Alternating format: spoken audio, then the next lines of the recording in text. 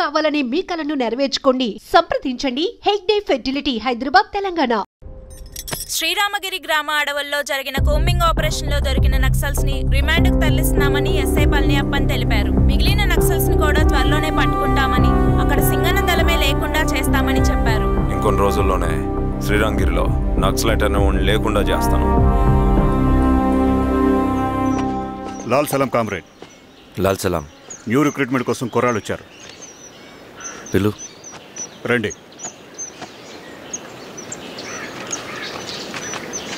ఏం చదువుకున్నావు? MSc chemistry, MSc physics.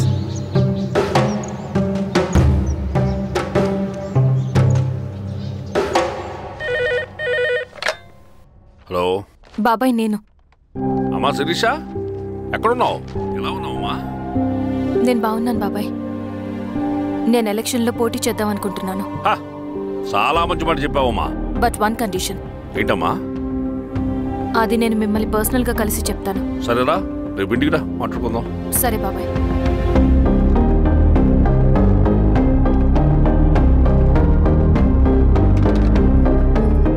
ఏమైంది నీకు? ఇంత జరిగిన తర్వాత కూడా మళ్ళీ ఎలక్షన్స్ అంటున్నావు? తప్పదు స్వప్న, రవి కోసం ఇది చెయ్యాలి. ఈ ఎన్కౌంటర్స్ ఆపకపోతే రవికి ప్రమాదం. నేను ఎలక్షన్స్లో నిలబడతానంటే వాళ్ళు ఎన్కౌంటర్స్ ఖచ్చితంగా ఆపుతారు. అదెలా? నేను తప్ప వాళ్ళకి వేరే ఆప్షన్ లేదు. ఉండుంటే ఇప్పటికే ఎలక్షన్స్ జరుగుండేవి. రేపు బాబాయ్ని కలుస్తాను. స్వామి, రవి దగ్గరికి పోనీ. అలాగే.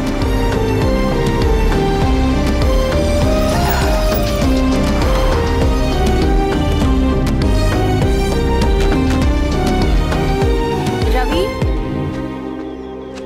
రవి, రవి. రవణ లేడు మేడం. రవి ఎక్కడా? రవణను కలవక చాలా రోజులైంది. రవి నువ్వు కలిస్తే ఇదివ్వు. సరే మేడం. వద్దమ్మా.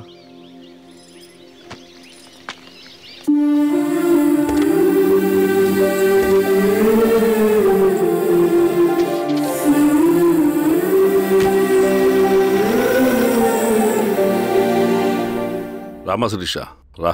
ఎలా ఉన్నావు? బాగున్నాను బాబాయ్. రా కూర్చో. ఏంటి ఏదో మాట్లాడాలన్నావు? బాబాయ్, మీరు చెప్పినట్టే చేస్తాను. కానీ ఎవరి వైపు నుంచి జరిగినా హింస మంచిది కాదు. మీరుండి కూడా ఇలా జరగడం ఏం బాలేదు. ఇప్పుడు జరుగుతున్నది కొన్ని రోజులు ఆపించండి. ఏది జరిగినా యాజ్ పర్ లా జరగాలి. ఏ సార్, అర్జెంటుగా పళ్ళని రమ్మను. సరే సార్.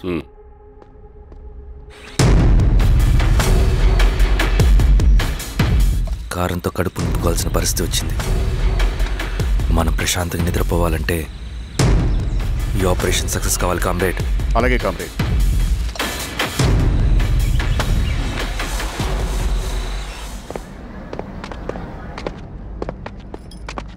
నమస్కారం సార్. పళ్ళని పిలిచారంట.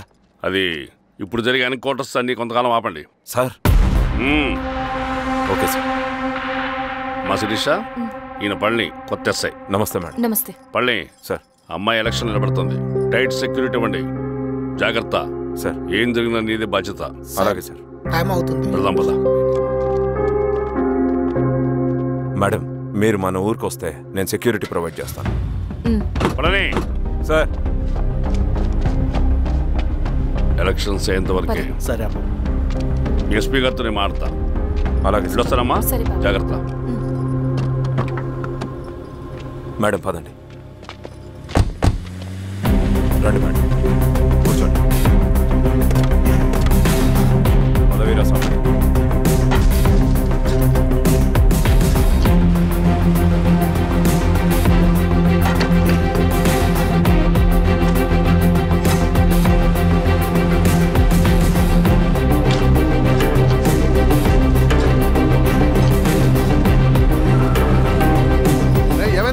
రోడ్డు పని జరుగుతుంది సార్.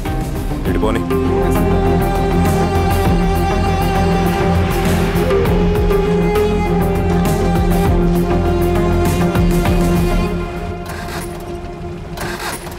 బండాపు సార్.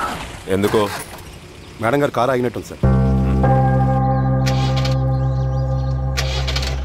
ఏమైంది స్వామి? ఏమోనమ్మా తెలియట్లేదు, దిగి చూస్తా.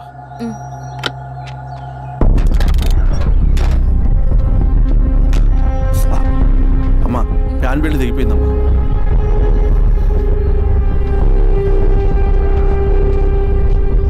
ఏమైనాది? బెల్ట్ దిగిపోయింది సార్. శిరీష గారు, ఇప్పటికే లేట్ అయిపోయినది, మనం జీప్లో పోదాం రండి.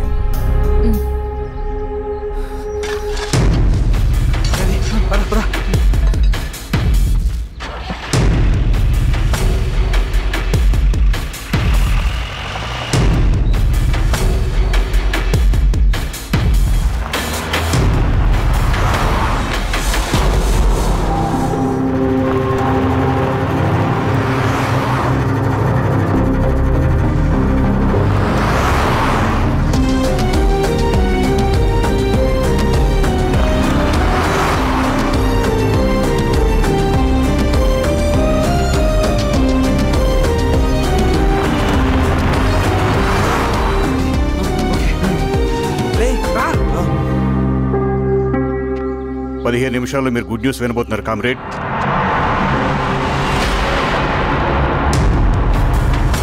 రవి వెళ్ళి చూడు.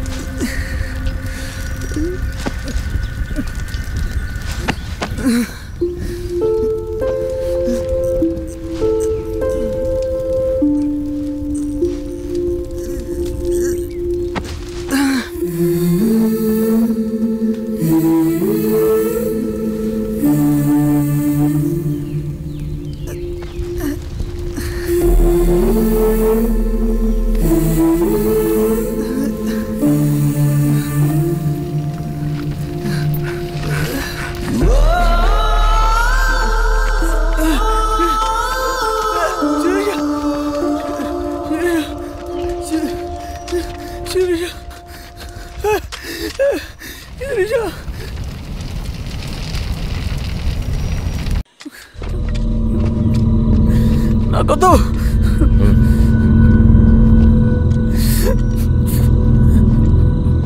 అక్కడ పెట్టేసి తిను.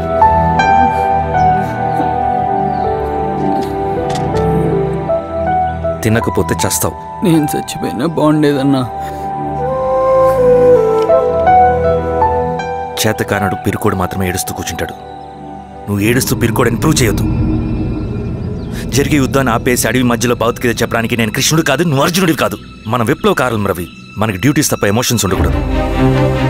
ఈ చేతులు అయ్యా నాకు అన్యాయం జరిగింది అని చెప్పి ఏడ్చే వాళ్ళ కన్నీళ్ళు తుడడానికి, మనకి మనం ఓదార్చుకోవడం కోసం కాదు. ఎన్నిసార్లు గాయపడినా సైనికుడు వెళ్లాల్సింది యుద్ధానికి. సిద్ధంగా ఉండు.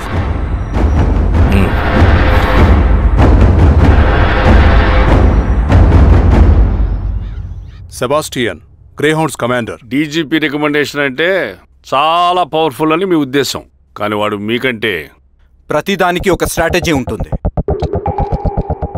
పావురం కోసం వల వేయాలి, చేపల కోసం గాలం వేయాలి. సింగన్న కోసం నా దగ్గర ఒక స్ట్రాటజీ ఉంది. విని విని విసిగిపోయాను. రిజల్ట్స్ చూపించి మాట్లాడండి. సార్,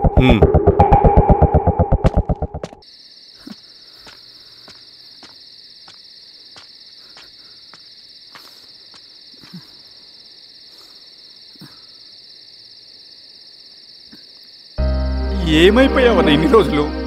అసలు ఎలా ఉన్నావన్నా?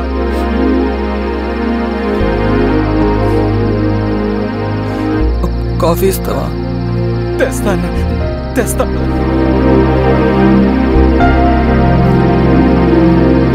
ఇదిగో అన్నా.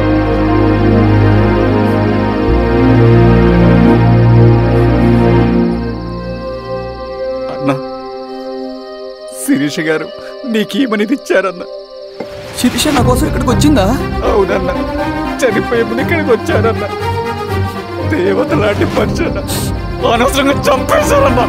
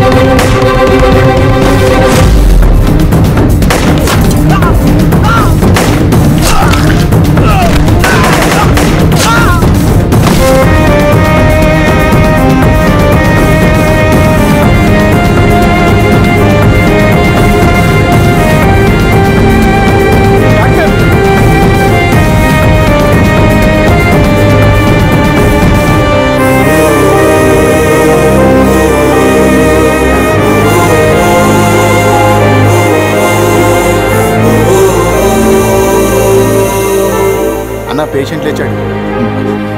అన్నా అన్నా ఎక్కడికన్నా? పనుంది, ఆగరా అన్నా. రే ఆగు.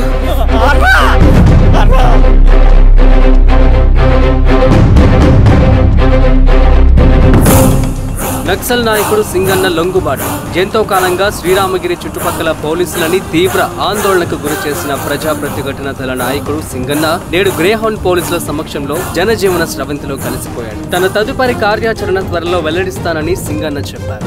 సింగన్న సుదీర్ఘ పోరాటం నుంచి అకస్మాత్తుగా జనజీవన స్రవంతిలో కలవడానికి కారణం ఇంకా తెలియాల్సి స్ట్రాటజీ గురించి చెబుతుంటే నేను ఏమో అనుకున్నా. 100 గొడ్లను తిన్న రాబందు గాలివానకే సచ్చిందట. ఆ గాలివాన పేరేంటి తెలుసా? సబాషియన్, సూపర్ సబాషియన్. ఒక్క సుక్క మనోళ్ళ రక్తం చెందకుండా నువ్వు అంత పెద్ద నక్సలైట్ని పట్టుకున్నావంటే బా, నీ స్ట్రాటజీ మామూలు కాదబ్బా. నాకు ఇచ్చిన కమిట్మెంట్ మాత్రం మర్చిపోద్దు సార్.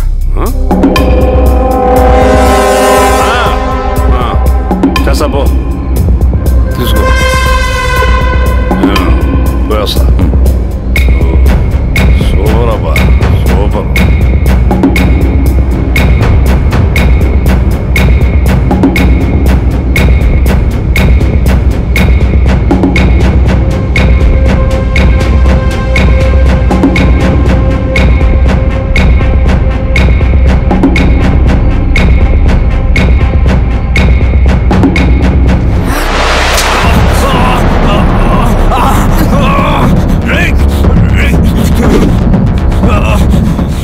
నువ్వు అన్న ఎక్కడ? నువ్వు సింగన్న మనిషివా? అడిగిన దానికి మాత్రం సమాధానం చెప్పు. సింగన్న కోసం చేస్తావా? భవిష్యత్తు గురించి ఇప్పుడే మాట్లాడా? జీవితం మీద ఆశుంటే చెప్పరా? నాకు టైం లేదు. చెప్పను. నీ గొంతులో దిగిన మామూలు కత్తి కాదు, విషం పూసిన కత్తి. 2 నిమిషాల్లో నీ చావా పొందుకొని డిసైడ్ అయిపోతాయి. చెప్పు. చెప్తాను. శ్రీనివాస లాడ్జిలో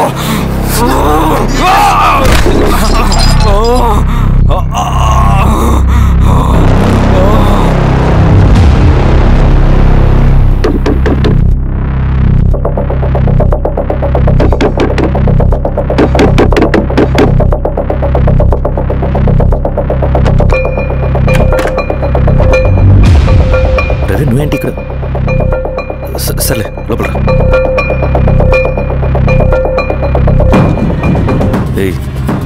ఏంట్రా ఇది?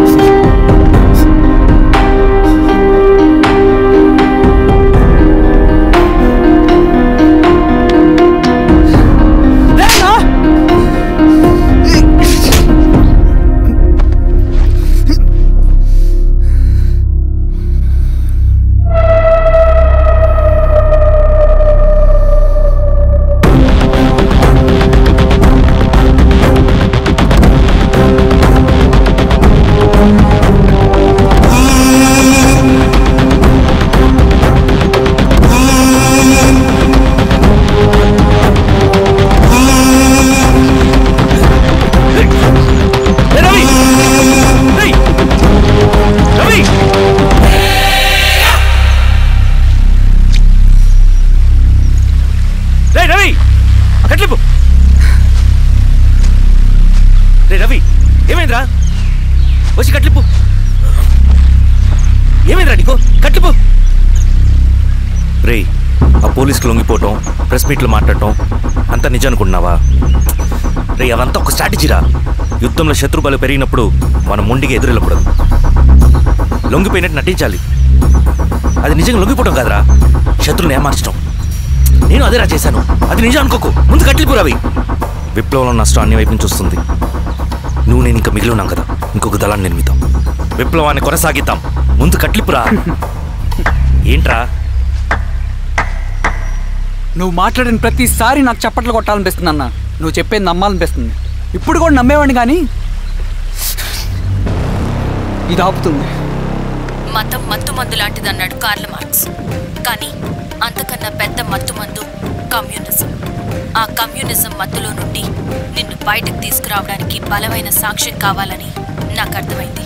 ఎలక్షన్ నుంచి విత్డ్రా అయ్యాక నేను నా ఫ్రెండ్ స్వప్న వాళ్ళ ఇంటికి వెళ్ళాను. రే అర్జెంట్గా 25 లక్షలు కావాలరా. Thank you.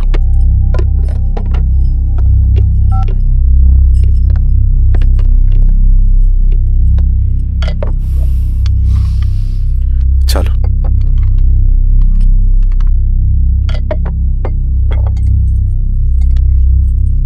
చాలు.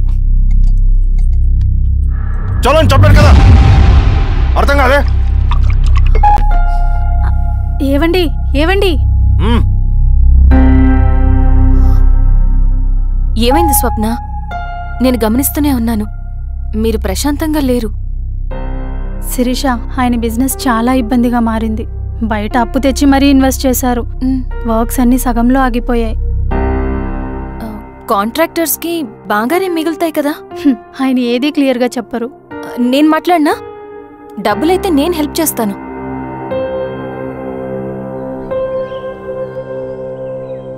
అన్నయ్య, చెప్పమ్మా. మీరు డబ్బు గురించి ఏదో ఇబ్బంది పడుతున్నారని అర్థమైంది. అవునమ్మా, ఈ ఏజెన్సీ కాంట్రాక్టర్ బతికే ఇంత ఏది సాఫీగా ఉండదు. అన్ని వైపుల నుంచి అడ్డంకులే. ప్రజల ప్రయోజనం కోసం బిల్డింగ్లు బ్రిడ్జ్లు కట్టాలి, అడ్డమైన వాళ్ళకి లంచం ఇచ్చుకోవాలి. ఇప్పుడు ఈ నక్సల్స్ ఒకళ్ళు తయారయ్యారు. నా బ్రతుక్కి పని పూర్తయ్యేదాకా ఫండ్స్ లిస్ట్ చేయరు, వీళ్ళేమో పంచాయనివ్వరు. ఏం చేయాలో అర్థం కావట్లేదు. నక్సల్సా? నక్సల్స్కి ఏంటి సంబంధం? అదే కదా సమస్య. బయట ప్రజల కోసం మేము ఉన్నామంటారు, లోపల ఎక్స్ట్రాక్షన్కి అలవాటు పడ్డారు. ఎవరు కరెక్ట్గా లేరమ్మా.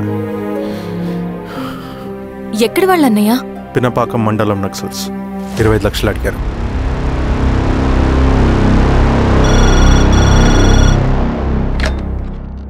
హలో ధర్మ, ఆ సింగన్న దళం గురించి నీకు ముఖ్యమైన విషయం చెప్పాలి.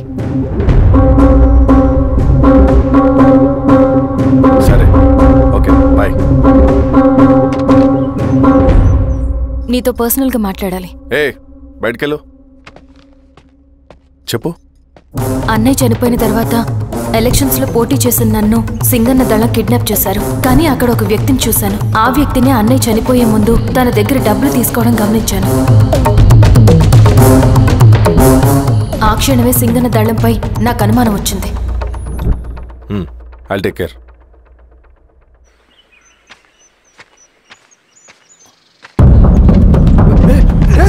భయపడదు, మీ చంద్రుడు మనుషులు. నన్నేం చేయకండి. కూర్చోబెట్టండి. మీకు కావాల్సింది దీంట్లో ఉంది.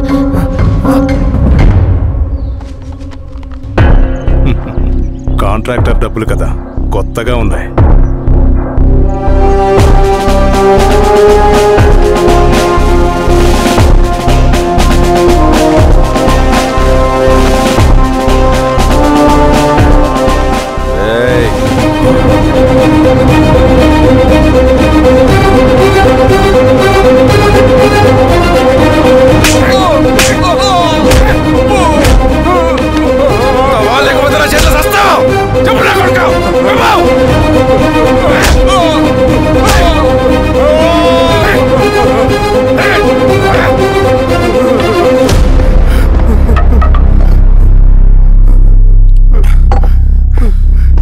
వీళ్ళ అన్న మీదున్న ప్రేమ అభిమానం ముందు మన పోలీసు లాఠీలు ఓడిపోయాయి.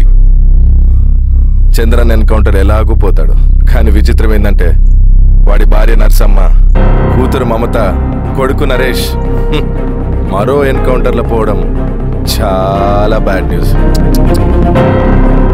చెప్పు శిరీష, ఏం చేయమంటావు? నువ్వు ఒక డెసిషన్ తీసుకున్న తర్వాత ఎవరి మాట వినవు కదా. హే దాస్ సార్, రేపు మార్నింగ్ న్యూస్ పేపర్ వద్దని చెప్పు. సరే సార్. తెలిసిన విషయం మళ్ళీ మళ్ళీ చదవాలంటే చాలా బోరింగ్. నేను చెప్తాను సార్, జరిగింది మొత్తం నేను చెప్తాను సార్. సింగన్న దగ్గర నేను 20 సంవత్సరాల నుంచి పనిచేస్తున్నారు సార్. పేదవాళ్ళ కోసం అన్న చేస్తున్న ఉద్యమంలో మేమందరం చాలా కష్టపడి పనిచేసేవాళ్ళం. కానీ ఒకరోజు నేను చెప్పిందంతా చెప్పి ఈశ్వర్ రెడ్డి దగ్గర 10 లక్షలు తీసుకురండి. దేనికన్నా ఇదంతా? దేనికేంటి? మొన్న ఆ కాంట్రాక్టర్ దగ్గర నుంచి, నిన్న బిల్డర్ దగ్గర నుంచి, ఈరోజు ఈశ్వర్ రెడ్డి దగ్గర నుంచి. అధికారం కోసం. డబ్బు ఉంటే అధికారం వస్తుంది, అధికారం ఉంటే డబ్బు వస్తుంది. నాకు రెండూ కావాలి. హిట్లర్ పెయింటర్ అవుదామని అకాడమీలో జాయిన్ అవ్వాలనుకున్నాడు, కానీ పనికిరాడని చెప్పి రిజెక్ట్ చేశారు. హిట్లర్ ఏం చేశాడు?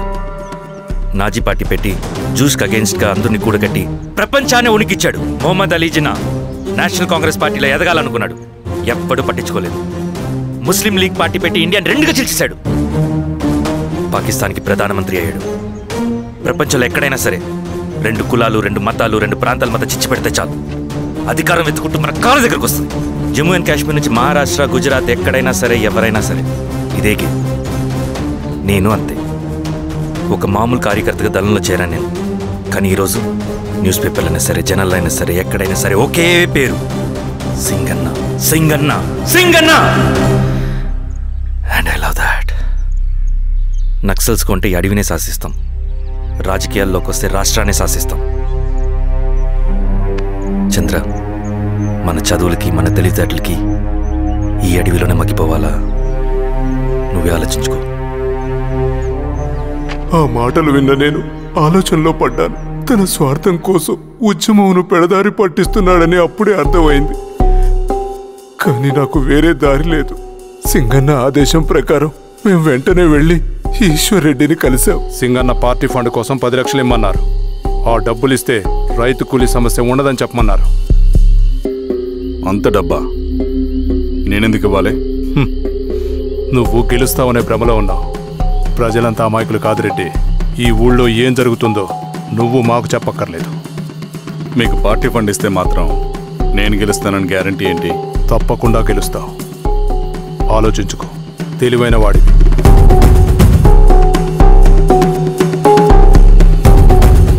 సరే.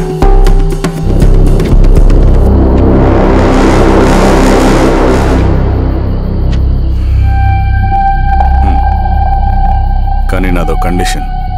నేను సింగన్ని పర్సనల్గా కలవాలి. చూస్తా.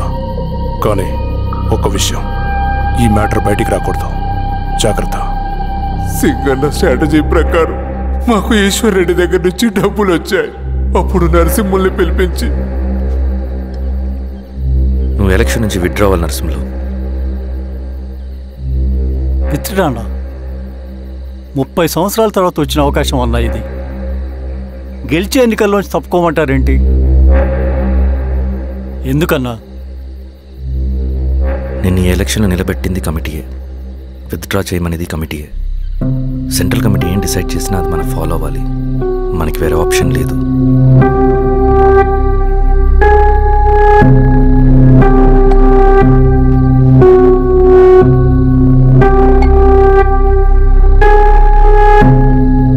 నన్ను నమ్ముకుని చాలామంది ఉన్నారన్న. మీరు వద్దన్నా సరే నేను ఇండిపెండెంట్గా పోటీ చేస్తా. నీ పట్టుదల నాకు అర్థమైంది నరసింహులు. సెంట్రల్ కమిటీతో మరొకసారి నేను మాట్లాడతాను. కొంచెం వెచ్చి, తొందరపడద్దు. లాల్ సలాం. లాల్ సలాం. తన మాటకి ఎదురు చెప్పిన నరసింహుల్ని క్రూరంగా హత్య చేయించి ఆ హత్యను ఈశ్వర్ రెడ్డి చేయించాడని అందరినీ నమ్మించి ఆ తర్వాత ఈశ్వర్ రెడ్డిని కూడా. ఏంటి ఈశ్వర్ రెడ్డి గారు, కలుద్దామనుకున్నాం కానీ ఇలా కలుస్తామనుకోలేదు. ఏంటంత కోపం? ప్రజానాయకుడు నరసింహులు చంపినందుకు నీకు మరణదండనే. ఇంతకి నన్ను ఎందుకు కలుద్దామనుకున్నావు? నరసింహ చావుకి నాకు ఏ సంబంధం లేదు. నిన్ను కలిసి ఊరు సమస్యలు, ప్రజా సమస్యలు పరిష్కరి. అడవికి సింహం రాజు, అడవైనా ఊరైనా ఈ సింగన్నే రాజు.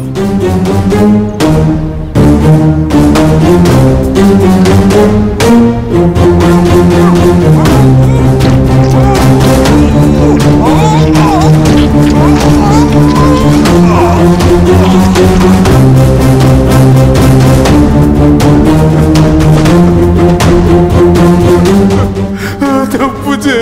సార్, మొత్తం సింగన్నే చేశాడు. ఇంకా చెప్పాల్సింది ఏదైనా ఉందా? శిరీష ఆ రోజే చెప్పిందన్నా. ఇన్నాళ్ళ పోరాటంలో ఏం జరిగిందన్నా? ఏమీ లేదు. శిరీష వల్ల వాళ్ళ ఊర్లో రైతులకు భూములు వచ్చాయన్నా. నీ వల్ల చాగి అన్యాయంగా గొంతు కోసుకున్నాడన్నా. నరసింహులు, ఈశ్వర్రెడ్డి, ఇంకెందరో అమాయకులు నీ అధికార దాహం వల్ల బలైపోయారు.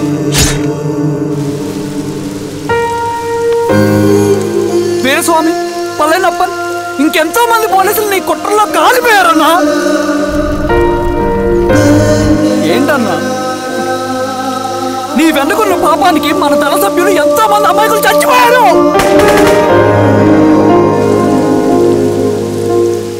ఆ జనాలు అమాయకులన్నా. నువ్వు మాటలు చెప్పి రెచ్చగొడితే నువ్వేదో సమాజాన్ని ఉద్ధరిస్తావని నీ వెనుకున్నారు.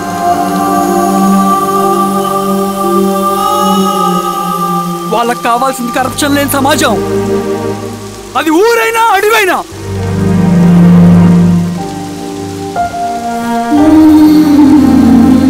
దేవతలాంటి అమ్మాయి అన్నా. బతికినంతకాలం అందరి జీవితాన్ని బాగు చేసిందన్నా.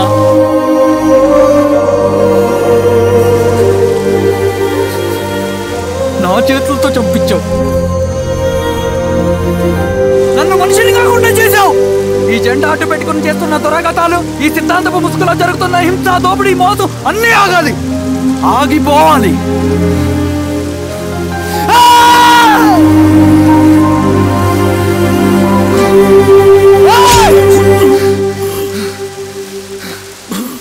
నువ్వు చెప్పిన సమాజం స్థాపితం కావాలంటే నువ్వు సమాధి కావాలి.